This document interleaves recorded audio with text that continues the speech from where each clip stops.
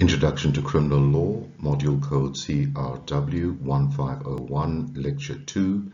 I'm Professor K. Naidu. Introductory topics. This lecture is based on Study Unit 1 of your CRW 1501 Study Guide. We will be briefly discussing the following topics in this lecture: the common law of South Africa, the sources of South African criminal law, the four elements of criminal liability or crime, the onus of proof in criminal cases, and the differences between crimes and dealings. Let's look at the common law of South Africa. The common law of South Africa refers to those rules of law that are not contained in an Act of Parliament or statute, or in rules of legislation that were made by some other subordinate or lower legislative body. The common law of South Africa is Roman Dutch law. Roman Dutch law was brought to South Africa in 1652 by the Dutch.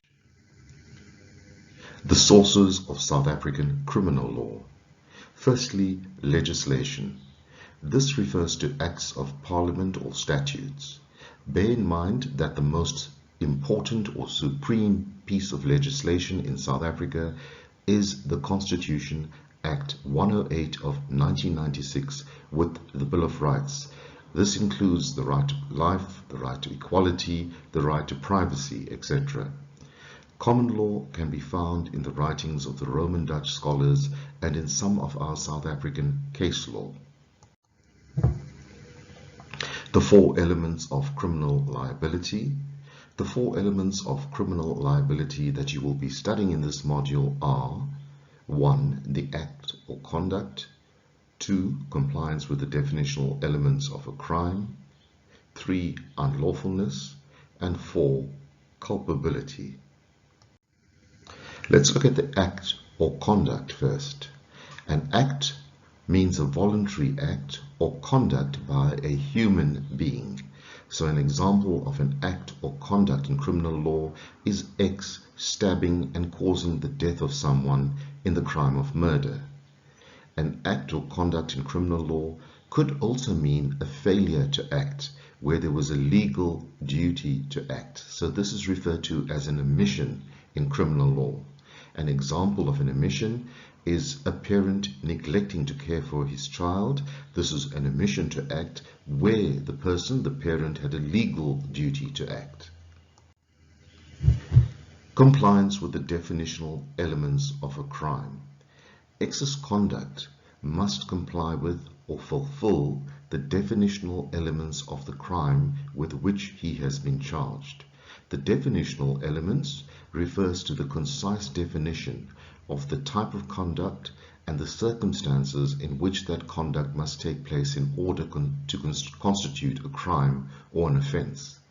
For example, the definitional elements of the crime of murder are the causing of death of another person. Unlawfulness literally means contrary to the law. But in certain circumstances, a person is allowed to commit an act that is contrary to the letter of legal prohibition or to the definitional elements of a crime. In practice, there are a number of well-known situations where the law tolerates an act or conduct that infringes the definitional elements of a crime. These situations are known as grounds of justification. Well-known grounds of justification are private defense, which we sometimes refer to as self-defense, necessity, and official capacity.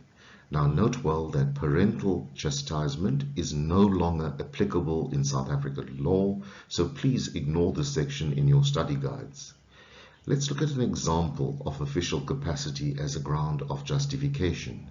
If X is a policeman and tackles a criminal on the run to the ground, X has not committed any unlawful acts, since he may raise the ground of official capacity. Culpability, the last element, means that there must be grounds upon which X can be personally blamed for his conduct. We focus here on the actor or X, the perpetrator of the crime himself. We look at his personal abilities and knowledge, or his lack of personal abilities and knowledge. The culpability requirement comprises two sub-requirements, namely criminal capacity and either an intentional or a negligent act. All of the above elements of criminal liability will be studied in much more detail in this module. The onus of proof in criminal cases. The general rule in criminal matters is that the onus or the burden, the duty, is on the state, represented by the prosecution or the state prosecutor, to prove the accused's guilt beyond a reasonable doubt. Simply put, this means that an accused is presumed to be innocent until the state has succeeded in proving his guilt beyond a reasonable doubt. The state must therefore prove that the accused's conduct and state of mind complied with all the requirements or the elements of the crime with which he has been charged. Let's look at the differences between crimes and delicts. A crime is directed against public interests, whereas delicts are directed against private interests. Crimes form part of public law, whereas delicts form part of private law. In crimes, the state prosecutes. In delict, a private party institutes action. In crimes, they result in the imposition of punishment by the state, whereas delicts result in the guilty party being ordered to pay damages to the injured party. In crimes, the state prosecutes the perpetrator irrespective of the desires of the private individual or the victim, whereas in delicts, the injured party can decide whether or not he wishes to institute action and to claim damages. Crimes are governed by the rules of criminal procedure, whereas delicts trials are governed by the rules of civil procedure. In conclusion, I would like to thank you for watching this video and for listening to my lecture. The next lecture will be posted soon.